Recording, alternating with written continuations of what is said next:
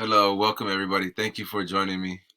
For today's warm up, we're going to be talking about place value and how place value can help you with your rounding. Sometimes when you're rounding, you need to figure out you need to go up to the higher number or to the lower bottom number.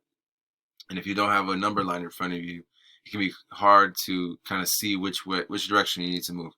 So, with that, we're going to be talking about how place value can kind of give us clues about which direction to move to. So before we get into it, we're going to be needing to talk about these shapes and patterns that you're going to be seeing throughout the slides. You may see some sets of blocks like this, and these are going to be referred to as 100 blocks. They're called 100 blocks because if you were to count each of these little squares, it would amount up to 100. So the same thing goes for this block. This is a 10 block. Another name that people call these are rods. But for just simplicity's sake, we're going to be calling it a 10 block. And then this one by itself is a 1 block, or sometimes people call it a unit. So again, this is a 1 block or a unit. This is a 10 block or a rod. And this is going to be called a 100 block. So you may be hearing me use those terms for each slide. And so here, what we have here, I'll just leave it. And so if we move on to the next slide, we see that we have this number at the top. We have the number 100, and then we have the directions underneath. It says use the blocks to make the number above. So this slide's already done for you, but what I did here was basically I'm moving the blocks from the left over to the right side into my answer column, and I'm trying to add up enough blocks to make the number 100. So remember, these are referred to as 10 blocks. These are called 10 blocks. So I have 1, 2, 3, 4, 5, 6, 7, 8, 9, 10 blocks. Or in other words, I have 9 groups of 10. 9 groups of 10 doesn't give me 100 though. 9 groups of 10 only gives me 90. So what I needed to do was also add these individual pieces that were also from the left side. I moved them over, and this is another 10. I have 1, 2, 3, 4, 5, 6, 7, 8, 9.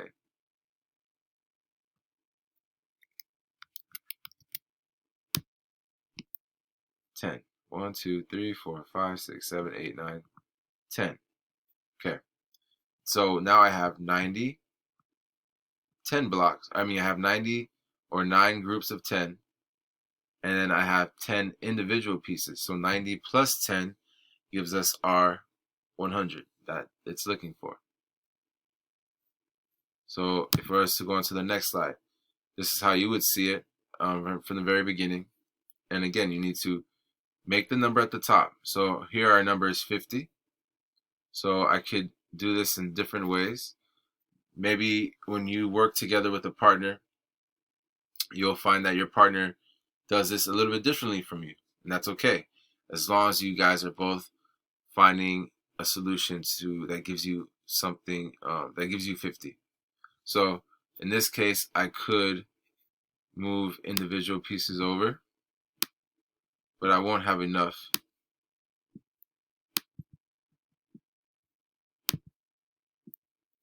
So instead of just using these individual pieces, it may be faster for some people to just use the rods. But I wanted to use a mix of the two. So let me see, I have 1, 2, 3, 4, 5, 6, 7, 8, 9. And then one more. 10. So here I have 10 in total. I have 10 blocks, but I need to make 50. So how many more blocks do I need? 40. So instead of going one by one, I could just come up here and get 4 groups of these 10 rods. 1, 2, 3, 4. So each rod has 10 pieces. So that's 10 plus 10 is 20, plus another 10 is 30, plus another 10 is 40. And then I'm going to be adding these 10 extra pieces from the side to that 40, or 40 plus 10 gives me 50. So in here, I have another model that gives me 50. Again, you might have a different model from your partner, and that's okay. As long as you guys are coming to the same conclusion, the ways you guys get there can be a little bit different.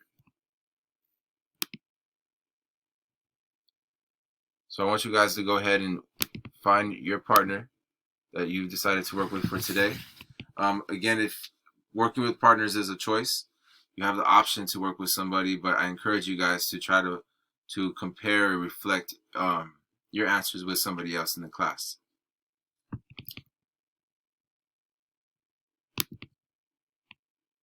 So for this slide, we're looking at making the number 27.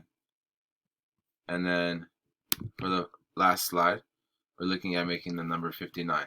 So again, that's 50 in our tens column. We have a 5 in our tens column, or in a tens place. We have a 9 in our ones place. 5 representing 5 groups of 10. So basically 5 of these rods. Okay, so we need to move over at least 5 of them to make a group of 50, and then you need at least 9 individual squares to make a group of 9. So that would look like this: 3, 4, 5, 6, 1, 2, 3, 4,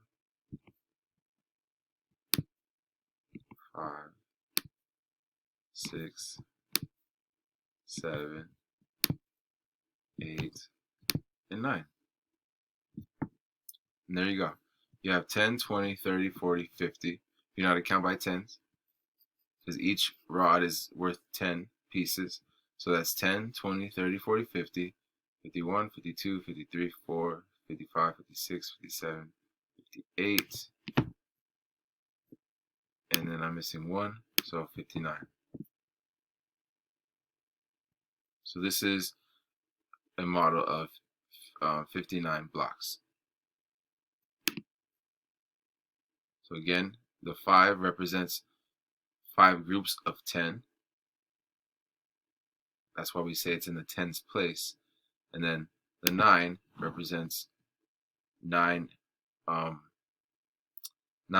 units in the ones place. So that's 1, 2, 3, 4, 5, 6, 7, 8, 9.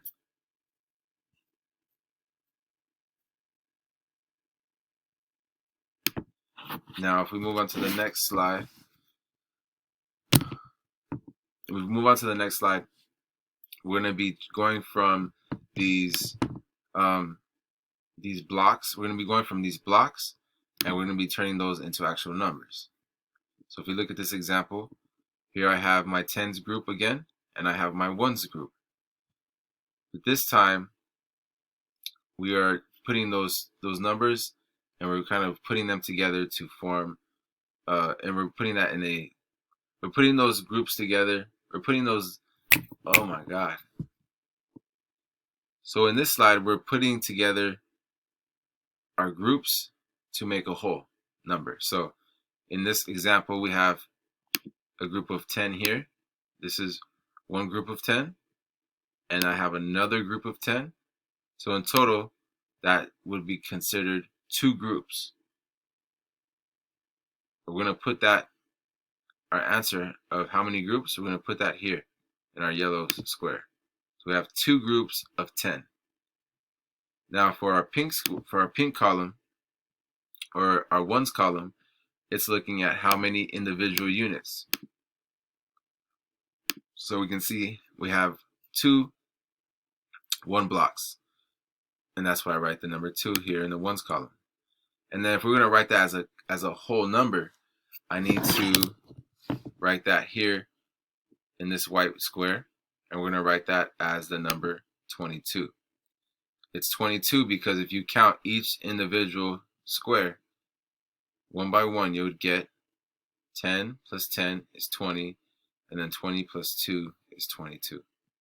So again, if I was to go one by one, 1, 2, 3, 4, 5, 6, 7, 8, 9, 10, and that would get me to 20, and then 21, 22. So I have to count each individual square, and I put that as a number. I write that as a number. So I want you guys to try this out using the next slide.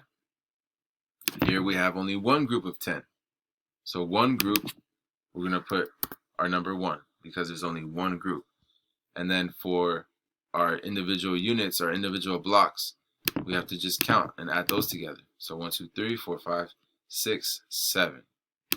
So our 7 is going to go in our ones column. And then we put those pieces together, those two numbers, we put them together, we create the number 17, where the 1 represents one group of 10, and the 7 represents 7 individual units.